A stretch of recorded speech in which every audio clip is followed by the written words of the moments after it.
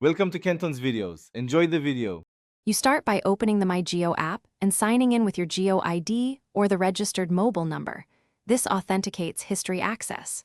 Once signed in, make sure the app is updated and has storage and phone permissions so history items load correctly.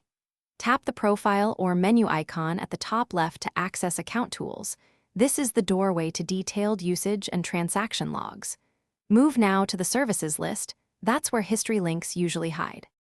Once done opening the account menu, tap usage or payments depending on the history you need. The app separates data usage, call logs, and financial transactions. Use the time range selector to narrow results.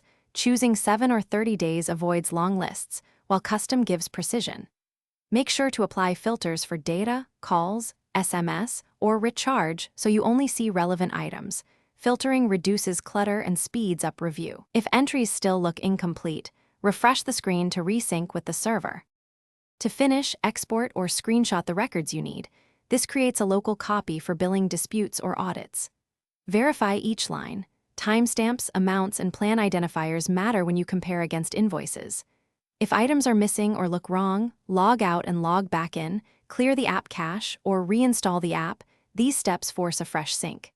If problems persist, contact Jio support with your exported evidence. They can reconcile server-side records for you. Thanks for watching. Consider subscribing if we helped you.